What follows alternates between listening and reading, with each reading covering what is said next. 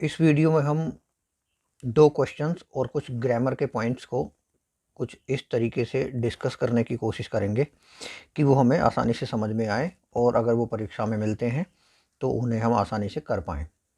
पहले क्वेश्चंस को डिस्कस करेंगे और उसके बाद ग्रामर के पॉइंट्स को। क्वेश्चन नंबर 1 है ये, how did the statue look in the end. जो हैप्पी प्रिंस वाला लेसन है उसका ये क्वेश्चन है और पूछा जा रहा है कि हैप्पी प्रिंस का स्टैचू आखिर में कैसा दिखता था। The prince gave away his everything to the poor and the miserable. राजकुमार ने अपना सब कुछ गरीबों को और दुखी लोगों को दे दिया था। Now the statue of happy prince, और अब वो हैप्पी प्रिंस का statue was no longer useful and beautiful.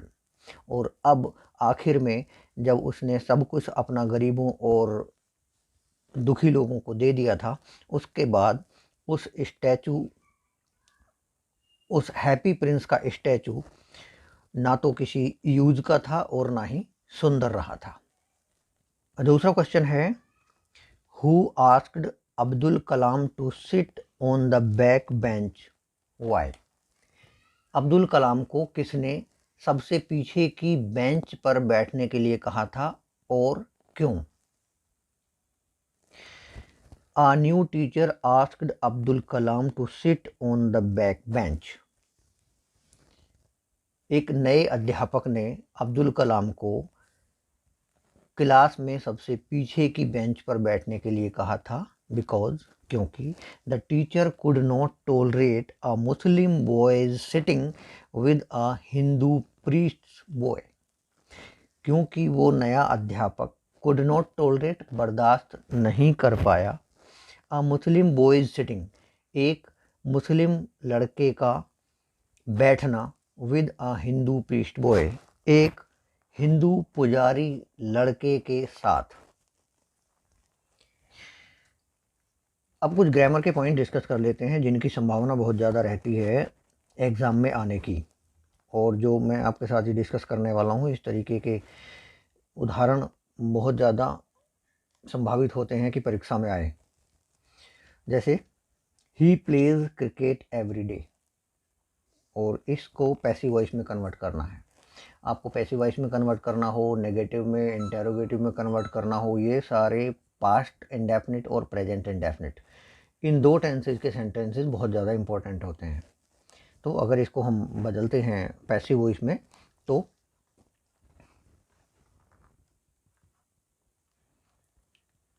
Cricket is played by him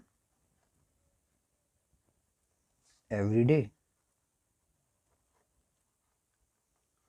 ये इसका पैसिव वॉइस होगा। दूसरा डिस्कस कर लेते हैं जो अफर्मेटिव बनाने को आ सकता है, आपको आते हैं generally. He does not play hockey, जैसे मैंने बताया आपको कि प्रेजेंट इंडेफिनिट और पास्ट इंडेफिनिट, क्योंकि इन दोनों के ही अफर्मेटिव सेंटेंसेज में हेल्पिंग वर्ब का प्रयोग नहीं होता है, तो इस कारण ये बहुत ज़्यादा इंपॉर्टेंट हो जाते हैं। इनका जब नेगेटिव या इंटेरोगेटिव बनाना होता है तो वहाँ पर हमें हेल्पिंग वर्ब का पता करना होता है कि इनमें कौन सी हेल्पिंग वर्ब आती है। अगर हमें इस बात का पता नहीं है तो हम इनका अफर्मेटिव का नेगेटिव नहीं बना सकते। तो he does not play hockey, ये नेगेटिव है, इसका अफर्मेटिव बनाना है।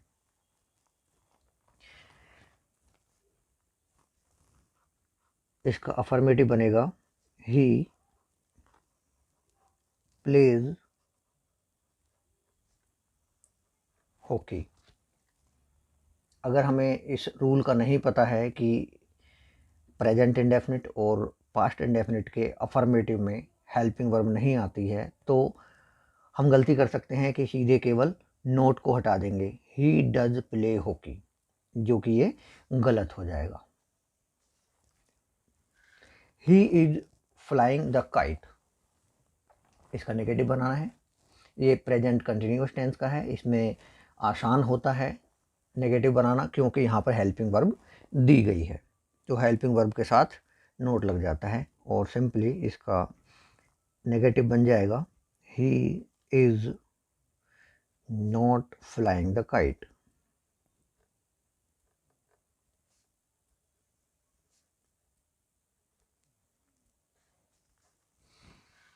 आगे आपको कोई सेंटेंस मिल सकता है जिसमें आपको प्रेपोजिशन भरने के लिए आ सकता है, और ये काफ़ी इम्पोर्टेंट टाइप का सेंटेंस है। प्लीज लिसन, और इसमें आपको ऑप्शंस भी मिल सकते हैं, टू ऑफ ऑन। ऑप्शंस में कंफ्यूज होने की ज़रूरत नहीं है, क्योंकि लिसन के बाद हमेशा आपको लगाना होता है to. Please listen to me. ये जितने एग्जाम्पल्स मैंने 1 2 3 4 बताए हैं, इस तरीके के एग्जाम्पल्स आने की बहुत ज़्यादा संभावना एग्जाम्स में ग्रामर के पोर्शन में रहती है। इसलिए इस तरीके के उदाहरणों को आप अच्छे तरीके से पढ़ लें और समझ लें। और इस तरीके की वीडियो और आगे देखने के लिए जो आपको काफ़ी हेल्पफुल हो सकती हैं, अगर आपने अभी तक चैनल को सब्सक्राइब नहीं कर रखा है तो सब्सक्राइब कर लें। रूल नंबर 41 को, इस काम को ना भूलें। Thank you.